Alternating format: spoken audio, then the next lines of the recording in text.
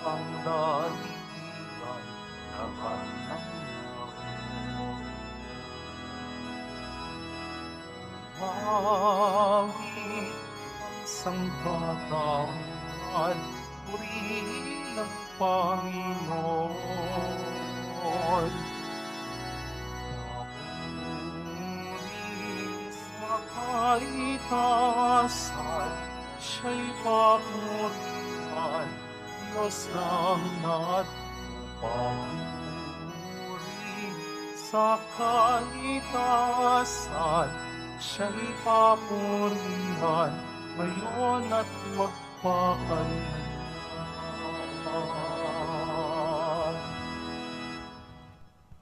Simulan na po natin ang ating banal na pagdiriwang sa ngalan ng Ama, ng Anak at ng Espiritu Santo. Amen. Ang pagpapala ng ating Panginoong Hesukristo, ang pag-ibig ng Diyos Ama, at ang pakikipagkaisa ng Espiritu Santo naway sumainyong lahat. At sumaiyo rin. Mga kapatid, aminin natin ang ating mga kasalanan upang tayo ay maging marapat gumanap sa banal na pagdiriwang. Inaamin ko sa makapangyarihang Diyos At sa inyo, mga kapatid, na lubha akong nagkasala sa isip, sa salita, sa gawa, at sa aking pagkukulang. Kaya isinasamo ko sa mahal na Birheng Maria, sa lahat ng mga anghel at mga banal, at sa inyo, mga kapatid, na ako'y ipanalangin sa Panginoong ating Diyos. kaawaan tayo ng makapangyarihang Diyos. Patawarin tayo sa ating mga kasalanan at patnubayan tayo sa buhay na walang hanggan. Amen. Panginoon, kaawaan mo kami. Panginoon, kaawaan mo kami. Kristo, kaawaan mo kami. Kristo, kaawaan mo kami. Panginoon, kaawaan mo kami. Panginoon, kaawaan mo kami. Manalangin tayo.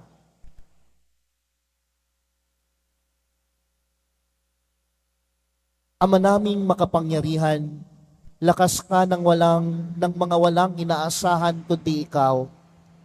Ang pagluhog namin ay iyong pagbigyan, sapagkat kami ay mga tao lamang na pawang mahihina kapag iyong iniwan. Kaya naman, kami ay lagi mong tulungan upang sa pagtupad ng iyong mga kautusan, ikaw ay aming mabigyang kasiyahan sa aming iniisip at ginagawa araw-araw. Sa pamamagitan ni Hesukristo, kasama ng Espiritu Santo, magpa sa walang hanggan. Amen. Magsiupo ang lahat. Pagbasa mula sa aklat ni Sirach. Sumunod na lumitaw si Elias na parang apoy. Parang sulong nagliliyab ang kanyang mga salita. Dahil sa alab ng kanyang galit sa kanilang kasamaan, pinadalhan niya sila ng taggutom at marami sa kanila ang nangamatay. Sa ngalan ng Diyos, pinigil niya ang ulan at 3 ulit siyang nagpaulan ng apoy. Kagilagilalas ang inyong mga kababalaghan, Elias. Sino ang makatutulad sa mga ginawa mo? Binuhay mong muli ang isang patay. Inagaw mo siya sa kamatayan sa ngalan ng kataas-taasan. Ibinagsak mo ang mga hari at pinukaw sa pagtulog ang mga maharlika. At pinapunta mo sila sa kanilang kamatayan. Ikaw ang nakarinig ng mga babala ng Diyos doon sa Sinai at ang mga parusang inihayag niya sa bundok ng Horeb. Ikaw din ang nagtalaga sa mga haring pinili para maghiganti at sa mga propetang hahalili sa iyo. Sa wakas, iniakyat ka sa langit ng isang ipo-ipo, lulan sa isang karwaheng hila ng mga kabayong nag-aapoy. Nasusulat na ikaw ay babalik sa takdang panahon upang paglubagin ang galit ng Diyos bago sumapit ang takdang araw. Para pagsunduin ang mga magulang at mga anak at muling tipunin ang mga lipi ng Israel. Mapapalad ang mga nakakakita sa iyo at yaong mga namatay na umiibig sa Diyos, sapagkat kami rin ay mabubuhay. Nang si Elias ay madalan ng ipo-ipo, ang diwa niya'y minana ni Eliseo. Hindi siya natakot kailanman sa sinumang hari at walang sinumang nakapagpasuko sa kanya. Walang gawaing hindi niya makayang gawin at nang mamatay, pati bangkay niya'y napakita ng himala. Nang nabubuhay, gumawa siya ng maraming himala. Ngunit nang namatay, kapangyarihan niya'y kahanga-hanga. Ang salita ng Diyos. Salamat sa Diyos.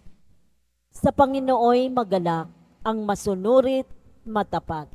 Sa Panginooy magalak, ang masunurit matapat. Ang poon ay maghahari, magalak ang kalupaan. Lahat kayong mga pulo ay magsaya at magdiwang.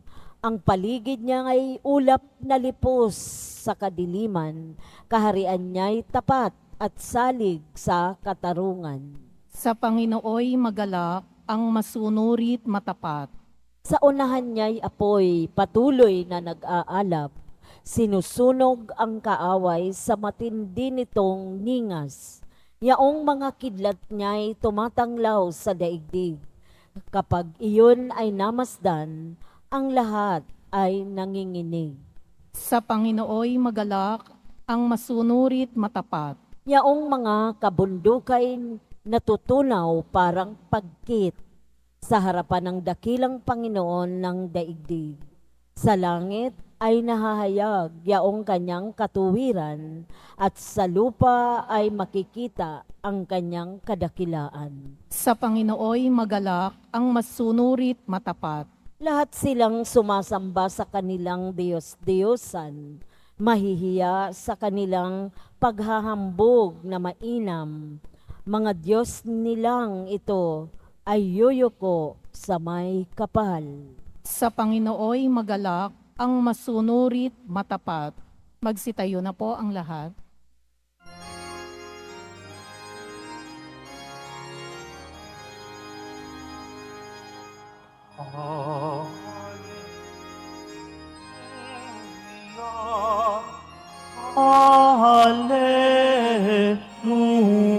Hallelujah. Hallelujah.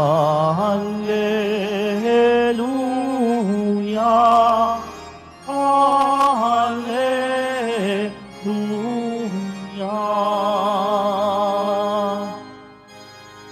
Espiritu ng Diyos Anak ay siyang ating tinatanggap ng Diyos sa may matawag. Hallelujah. Hallelujah.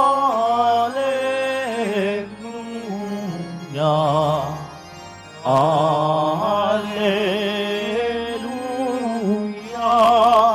Hallelujah.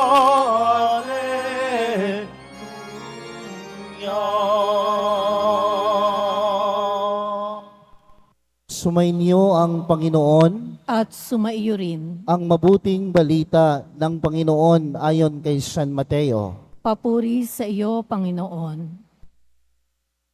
Noong panahong iyon, sinabi ni Jesus sa kanyang mga alagad, sa pananalangin ninyo'y huwag kayong gagamit ng napakaraming salita, gaya ng ginagawa ng mga hintil.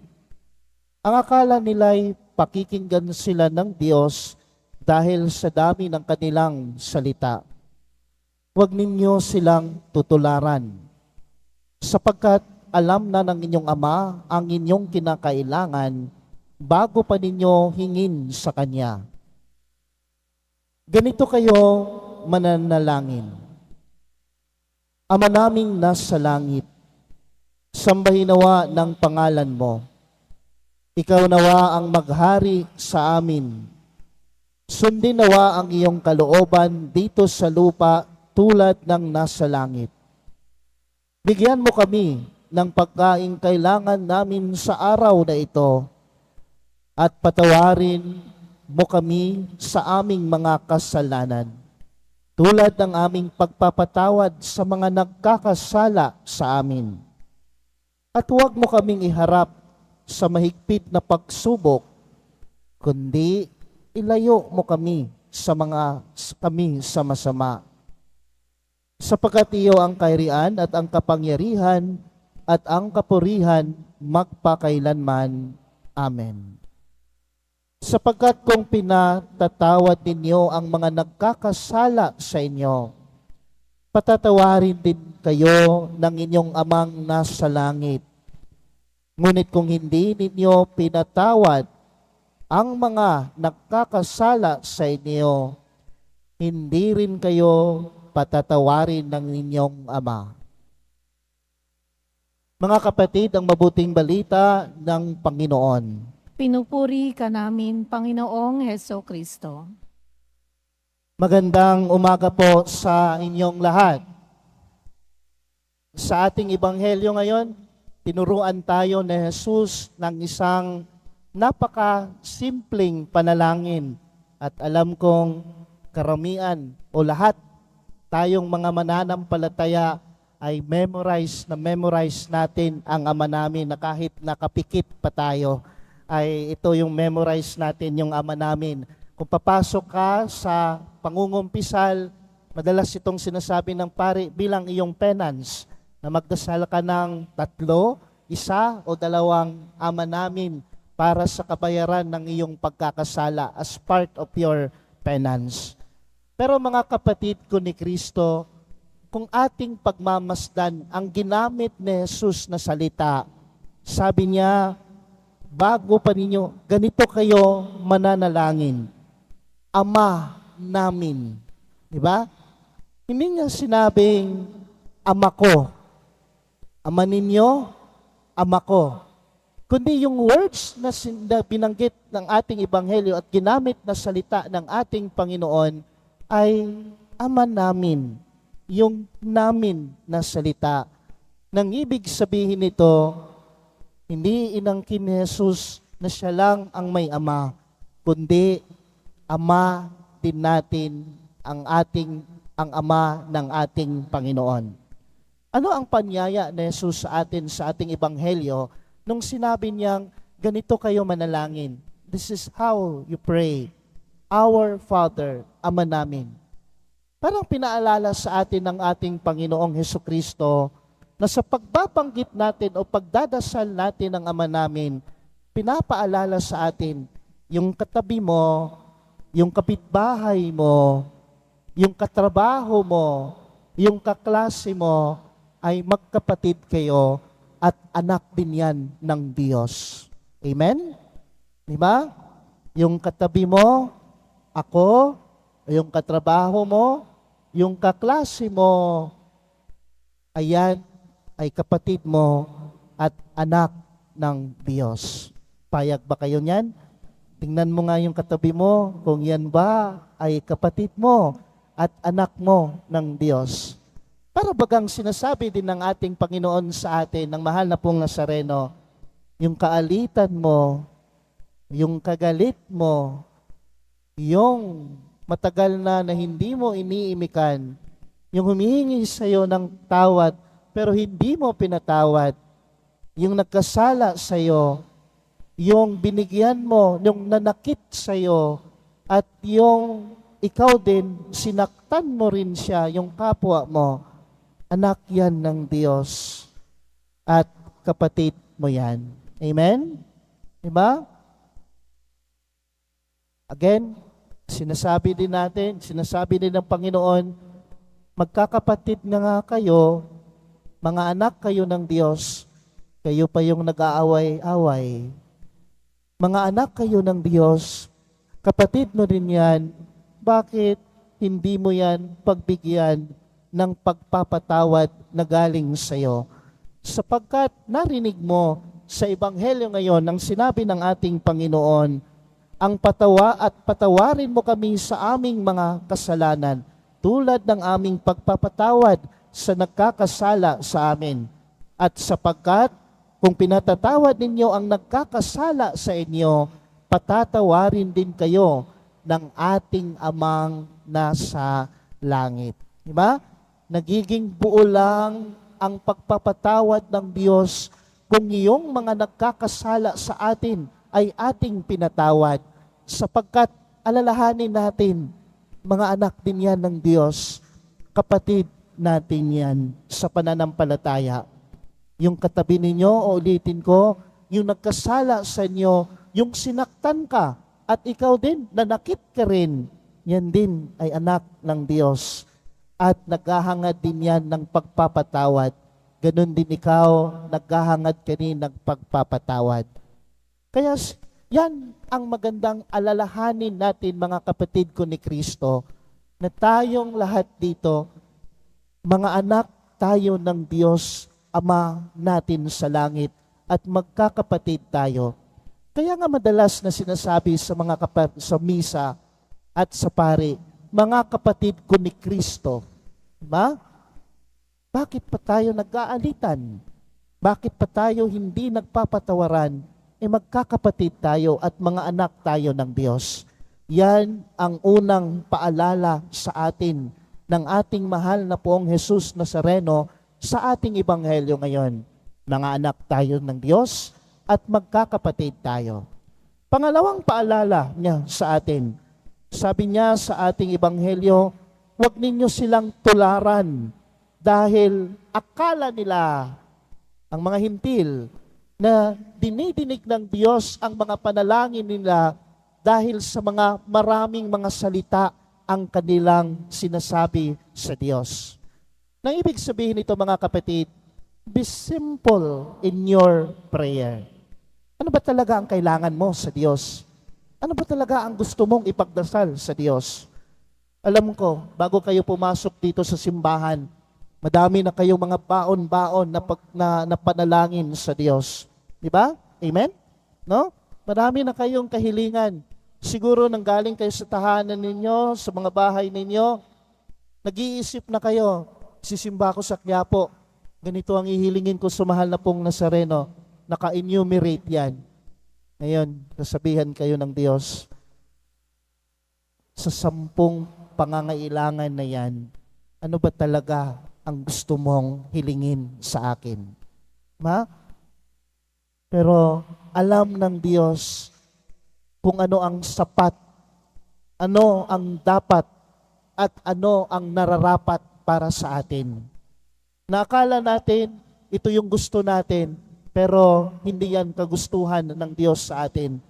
May hinihingi tayo sa Diyos, pero minsan, iba ang kanyang binibigay at ipinagkaloob sa atin. Sapagkat alam niya ang sapat, alam niya ang dapat, at alam niya kung ano ang nararapat sa atin. At sa atin lang, manalig tayo na balang araw, tutugon ng Diyos sa ating mga simpleng panalangin.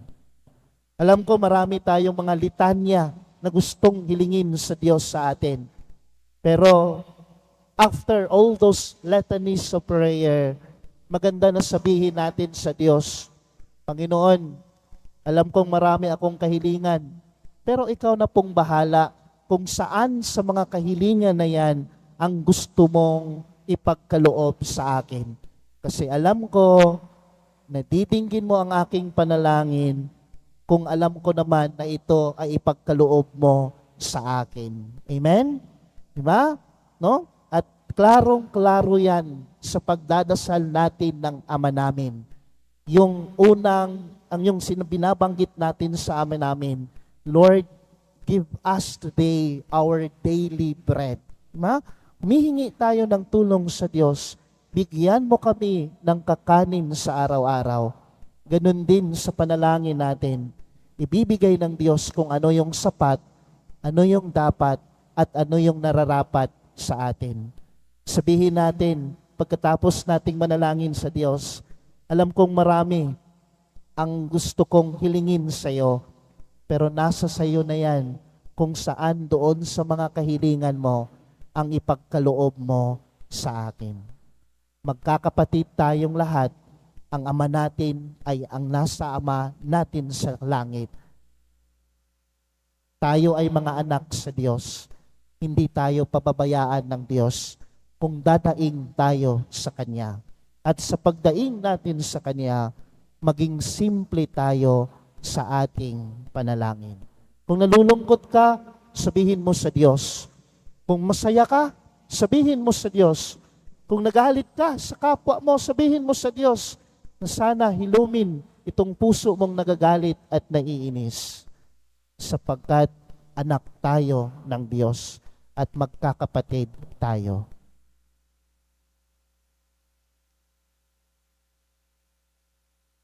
Magsitayo ang lahat. Minamahal kong mga kapatid, itinuro ni Jesus na maari nating tawagin ang Diyos nating Ama. May matatag na pag-asa nating dalhin sa Kanya ang ating mga hinaing. Sa bawat panalangin ng ating itutugon, Panginoon, dinggin mo ang aming panalangin. Panginoon, dinggin mo ang aming panalangin.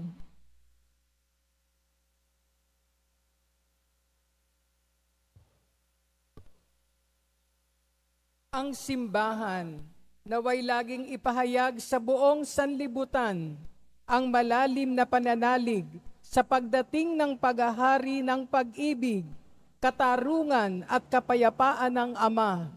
Manalangin tayo. Panginoon, dinggin mo ang aming panalangin.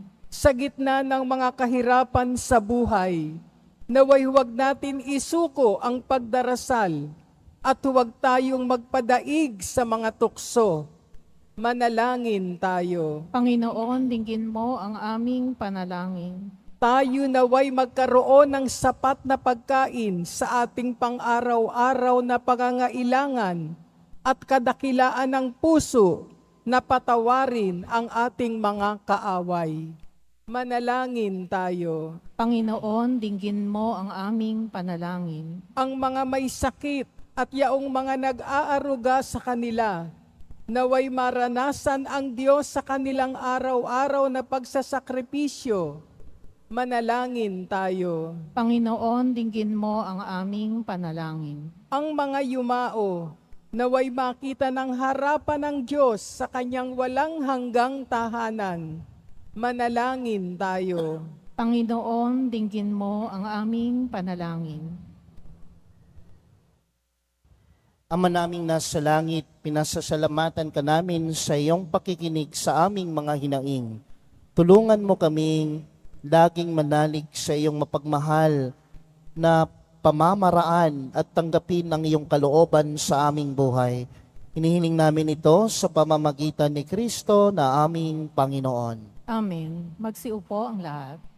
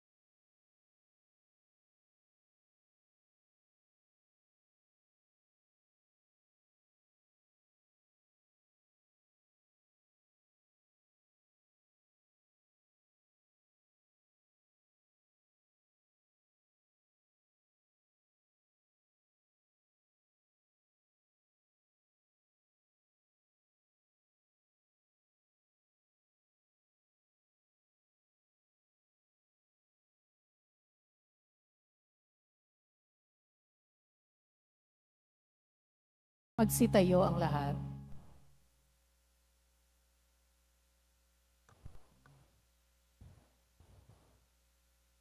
Manalangin kay mga kapatid upang ang paghahain natin ay kalugdan ng Diyos, Amang makapangyarihan.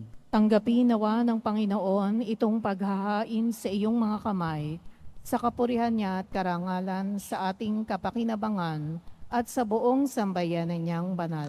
Ama naming lumikha, kami ay ginawa mong may angking katauhan na dapat pakanin at pangalagaan.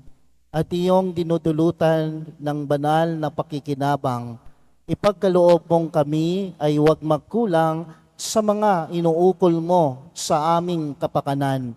Sa pamamagitan ng Jesucristo, kasama ng Espiritu Santo magpasawalang hanggan. Amen. Sumainyo ang Panginoon. At sumayo rin. Itaas sa Diyos ang inyong puso at diwa. Itanaas na namin sa Panginoon. Pasalamatan natin ng Panginoong ating Diyos. Marapat na siya ay pasalamatan. Ama naming makapangyarihan, tunay ngang marapat na ikaw ay aming pasalamatan. Pinagbibigyan mong ito ay aming maihayag, kahit na ito ay walang anumang maidaragdag sa kadakilaang sa iyo ay likas. Sa pagpupuri namin, ang nakikinabang ay kami rin ng iyong pinakikiharapan sa pamamagitan ng iyong anak na minamahal. Kaya kaysa ng mga anghel na nagsisiawit ng papuri sa iyo, nang walang humpay sa kalangitan, kami nagbubunyi sa iyong kadakilaan. Santo, Santo, Santo, Panginoong Diyos ng mga hukbo, napupuno ang langit at lupa ng kadakilaan mo, o sana sa kaitaasan. Pinagpala ang naparirito sa ngalan ng Panginoon, o sana sa kaitaasan. Magsiluhod ang lahat. Ama naming banal, ikaw ang bukal ng tanang kabanalan, kaya't sa pamamagitan ng iyong Espiritu, gawin mong banal ang kaloob na ito, upang para sa amin maging katawan at dugo ng aming Panginoong Hesukristo. Bago niya pinagtiis ang kusang loob na maging handog, hinawakan niya ang tinapay, pinasalamatan kanya, pinaghati-hati niya yon, iniabot sa kanyang mga alagad at sinabi, "Tanggapin ninyong lahat ito at kanin, ito ang aking katawan na ihahandog para sa inyo."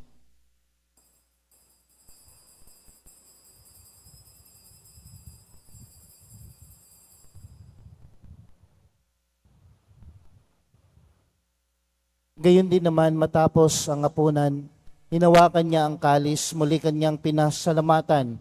Iniabot niya ang kalis sa kaniyang mga alagad at sinabi, "Tanggapin ninyong lahat ito at inumin. Ito ang kalis ng aking dugo, ng bago at walang hanggang tipan. Ang aking dugo na ibubuhos para sa inyo at para sa lahat sa ikapagpapatawad ng mga kasalanan. Gawin ninyo ito sa pag-alala sa akin."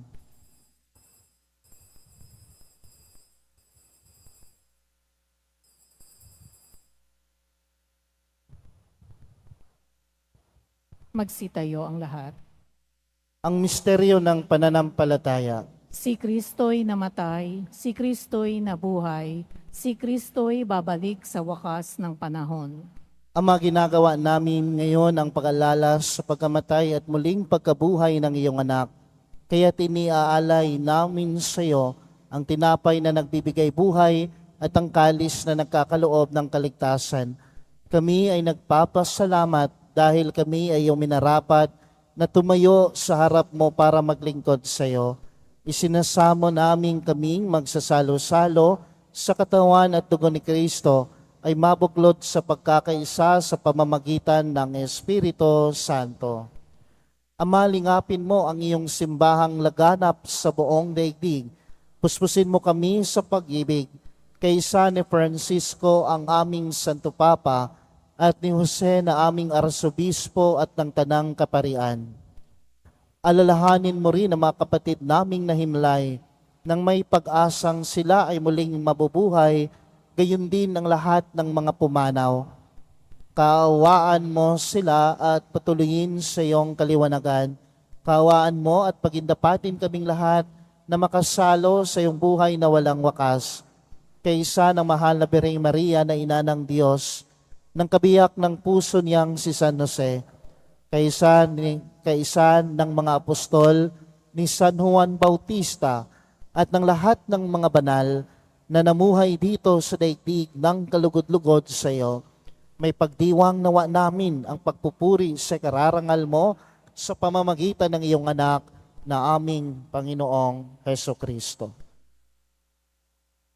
Sa pamamagitan ni Kristo kasama niya at sa Kanya, ang lahat ng parangal at papuri ay sa iyo, Diyos samang makapangyarihan, kasama ng Espiritu Santo magpa sa walang hanggan. Amen.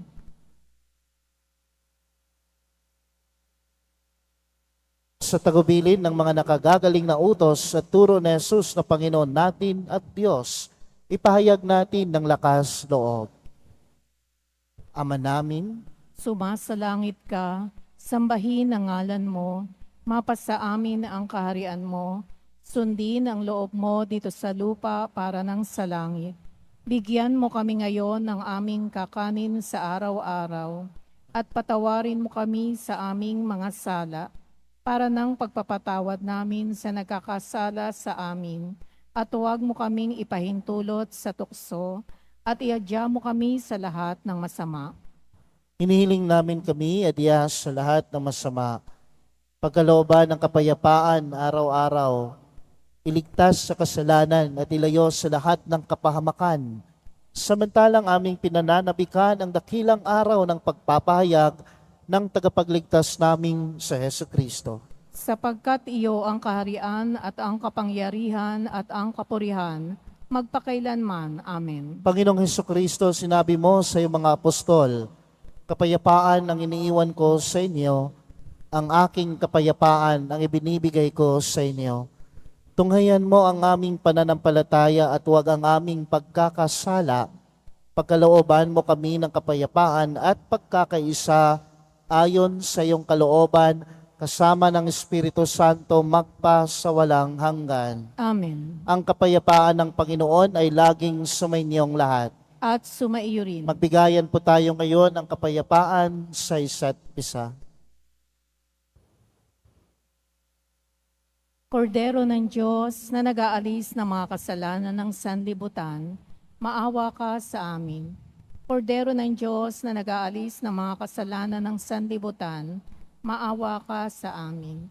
Kordero ng Diyos na nag-aalis ng mga kasalanan ng sanlibutan, ipagkaloob mo sa amin ang kapayapaan. Magsiluhod ang lahat.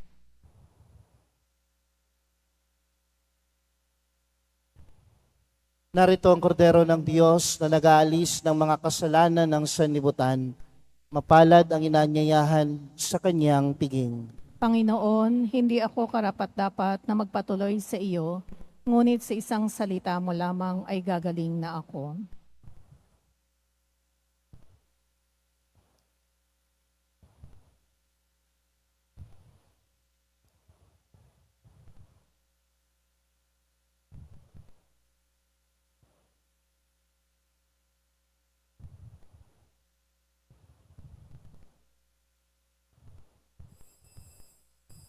Para sa lahat ng tatanggap ng banal na komunyon, sasagot po tayo ng amen pagkasabi ng pari o ng lay minister ng katawan ni Kristo at isubo agad sa bibig bago umalis sa harapan ng pari o ng lay minister. Sumunod po tayo.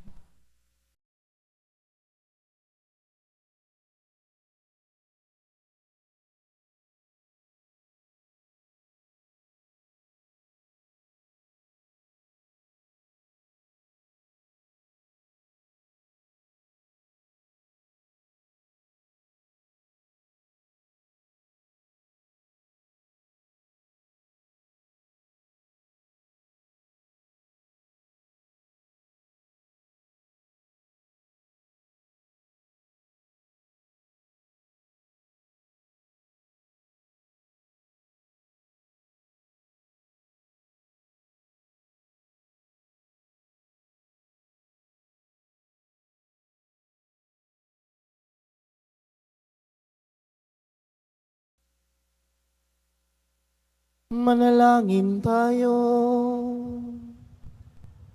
Ama naming mapagmahal ang pinagsaluhan naming banal na pakikinabang na nagpapahiwatig ng iyong pakikiisa sa tanang naritong nakikipagdiwang ay magdulot nawa ng pagkakaisa sa iyong sambayanan. Sa pamamagitan ni Jesucristo, kasama ng Espiritu Santo, magpasawalang hanggan. Amen. Sumain niyo ang Panginoon. At sumaiyo rin. Pagbabasbas.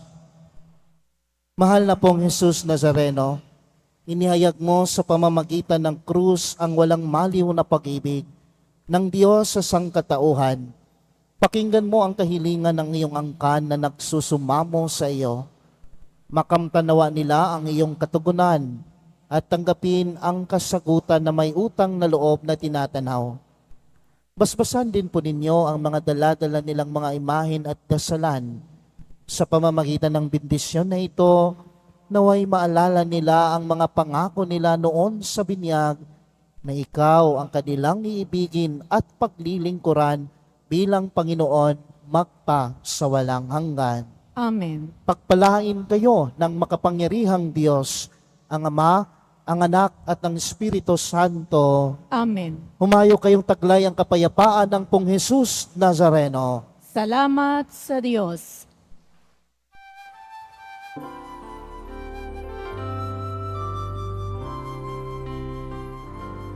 Nuestro Padre Jesus Nazareno, sinasamba ka namin. Pinipintuho ka namin. Aral mo ang aming buhay at kaligtasan. Nuestro Padre Jesus Nazareno, iligtas mo kami sa kasalanan. Ang krus mong pinamatayan ay sagisag ng aming kaligtasan. Nuestro Padre Jesus Nazareno, inarangal ka namin. Nuestro Padre Jesus Nazareno, iluwalhati ka namin.